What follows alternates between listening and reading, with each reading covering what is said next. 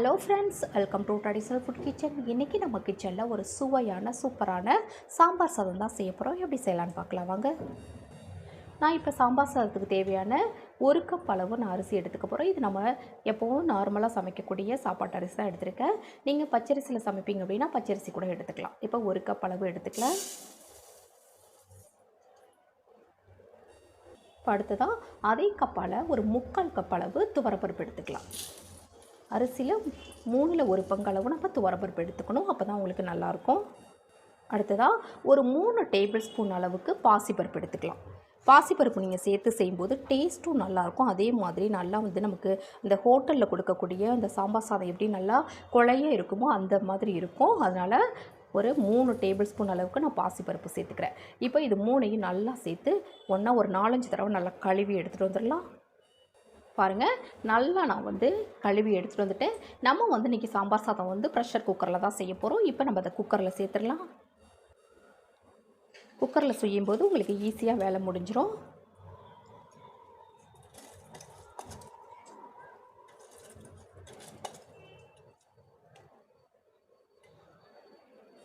இப்போ இதில் ஒரு 5-6 பல் பூண்டு சேர்த்துக்கலாம்.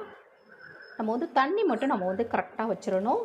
அதாவது காய் எல்லாமே நம்ம சேர்த்து தான் இதோட வேக வைக்க போகிறோம். இப்போ அரிசி பருப்பு நம்ம எவ்வளவு சேர்த்து வைக்கிறோமோ அதுக்கு நம்ம ஒரு 3 மடங்கு அளவு நம்ம தண்ணி வைக்கணும். இப்போ நான் 1 கப் அரிசி, 1/2 கப் துவரம்பருப்பு, ஒரு 1/4 கப் அளவு ஒரு 3 டேபிள் ஸ்பூன் அளவுக்கு நான் பாசிப்பருப்பு எடுத்துருக்கேன் அப்படின்னா ஒரு 5/2 கப் அளவு நம்ம தண்ணி வைக்கணும். காய்க்கெல்லாம் சேர்த்து நம்ம ஒரு 6 கப் 6.5 கப் வச்சா கரெக்டாக வெந்து வந்துடும். இப்போ இதில் ஒரு பெரிய வெங்காயம் கட் பண்ணி வச்சுருக்கேன், அதை சேர்த்துடலாம். அடுத்ததாக ஒரு பெரிய தக்காளி, அதையும் சேர்த்துக்கலாம். அடுத்ததாக நான் சாம்பார் சாதத்துக்கு நம்ம எந்த காய்கறி வேணாலும் சேர்த்துக்கலாம். நான் முள்ளங்கி கட் பண்ணி வச்சுருக்கேன், முருங்கைக்காய், மாங்காய் ஒரு 4-5 பீஸ் மாங்காய் கட் பண்ணி வச்சுருக்கேன். மாங்காய் சேர்த்தா ரொம்ப நல்லாயிருக்கும். அப்புறம் கத்திரிக்காய், உருளைக்கிழங்கு, பீன்ஸ், அப்புறம் கேரட், இவ்வளோ தான் நான் சேர்க்க போகிறேன். இப்போ இது எல்லாத்தையுமே இதில் சேர்த்துடலாம். உங்களுக்கு ஈஸியாக வேலை முடிஞ்சிடும் அப்படின்றதுக்காக நான் குக்கரில் எல்லாத்தையும் சேர்த்து செய்கிறேன்.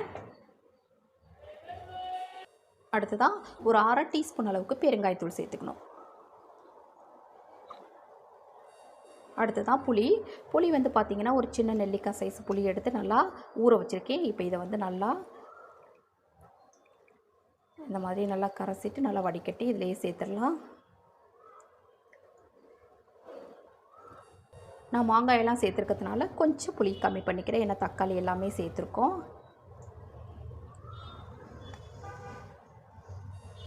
அடுத்ததாக ஒரு 3 டேபிள் ஸ்பூன் அளவுக்கு சாம்பார் பொடி சேர்த்துடலாம்.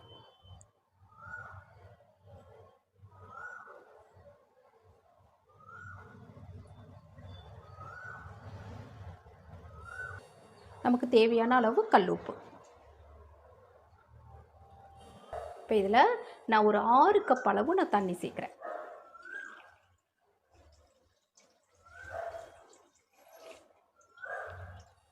இதில் கொஞ்சமாக கொத்தமல்லி இலை. இப்போ இதை நல்லா கலந்து விட்டுறலாம்.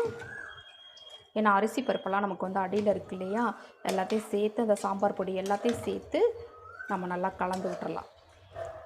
உப்பு மட்டும் கரெக்டாக செக் பண்ணி போட்டுக்கோங்க. இப்போ இதை நல்லா கலந்து விட்டுட்டு இப்போ இதை ஒரு மூடி போட்டு நம்ம இப்போ இதை மூடி போட்டுடலாம். இப்போ இது ஒரு 5லேருந்து 6 விசில் நம்ம வச்சு வேக வச்சுக்கலாம். அப்போ 6 விசில் வச்சு நல்லா வேக வச்சுருக்கேன். இப்போ திறந்து பார்க்கலாம். பாருங்கள், நல்லா கொலைய வெந்து வந்திருக்கு. நம்ம தண்ணி அளவு கரெக்டாக வச்சோம் அப்படின்னா இந்த மாதிரி நல்லாவே வெந்து வரும். நீங்கள் உங்களுக்கு தண்ணி பத்தாமல் கொஞ்சம் இறுகின மாதிரி இருந்தது அப்படின்னா நல்லா சூடான தண்ணியை சேர்த்து நல்லா கலந்து விட்டுக்கோங்க. இப்போ இதுக்கு ஒரு தாளிப்பு மட்டும் நம்ம கொடுத்துடலாம். இப்போ இதில் ஒரு 2 டீஸ்பூன் அளவுக்கு நெய் சேர்த்துக்கலாம். இப்போ இது கொஞ்சம் சூடாகட்டும். நீங்கள் நெய் சேர்க்க விருப்பம் இல்லைன்னா நீங்கள் எண்ணெயில் கூட நீங்கள் தாளிச்சிக்கலாம். இப்போ இதில் 1/2 டீஸ்பூன் அளவுக்கு கடுகு உளுத்தம் பருப்பு சேர்த்துக்கலாம். இப்போ இது கூடவே 1/4 டீஸ்பூன் அளவுக்கு ஜீரகம் சேர்த்துக்கலாம். இப்போ இது கூடவே ஒரு 7-8 முந்திரி பருப்பு. முந்திரி பருப்பு இஷ்டப்பட்ட விருப்பப்பட்டால் மட்டும் சேர்த்துக்கலாம், இல்லைன்னா ஸ்கிப் பண்ணிக்கலாம். ஒரு 4 வரமிளகாய், கொஞ்சமாக கருவேப்பிலை. இப்போ நல்லா தாளித்து விட்டாச்சு. இப்போ இதை அப்படியே நம்ம சாம்பார் சாதத்தில் சேர்த்துடலாம். இப்போ தாளிப்பு இதில் சேர்த்துடலாம். இப்போ இதை அப்படியே நல்லா கலந்து விட்டுறலாம். நல்ல மணமாக இருக்கும். நெய் சேர்த்து செய்யும்போது நல்ல மணமாக இருக்கும் சாம்பார் சாதம்.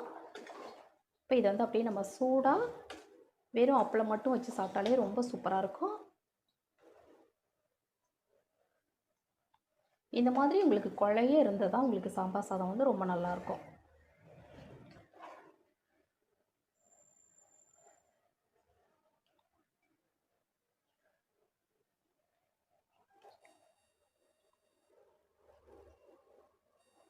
பாருங்கள், சுவையான சாம்பார் சாதம் ரெடி ஆகிடுச்சிங்க. ஈஸியாக செய்யக்கூடிய ஒரு மெத்தட் தான் இது. நீங்கள் வந்து குழந்தைங்களுக்கு வந்து ஸ்கூலுக்கு வந்து லஞ்ச் பாக்ஸ் செஞ்சு கொடுக்குறீங்க அப்படின்னா ஈஸியாக இந்த மாதிரி செஞ்சு கொடுங்க. ரொம்ப டேஸ்டியாக இருக்கும். அவங்க சாப்பிடாத எல்லா காய்கறியும் சேர்த்து இதில் செஞ்சிங்க அப்படின்னா விரும்பி சாப்பிடுவாங்க. இந்த மாதிரி ஒரு தடவை நீங்கள் சாம்பார் சாதம் செஞ்சு பாருங்கள். ரொம்ப ரொம்ப சூப்பராக இருக்கும். நான் செய்த இந்த வீடியோ உங்களுக்கு பிடிச்சிருந்ததுன்னா மறக்காம உங்கள் ஃப்ரெண்ட்ஸ், ரிலேட்டிவ்ஸ் எல்லாருக்கும் ரொம்ப ரொம்ப ஷேர் பண்ணுங்கள், லைக் பண்ணுங்கள். நம்ம சேனலை மறக்காமல் சப்ஸ்கிரைப் பண்ணி சப்போர்ட்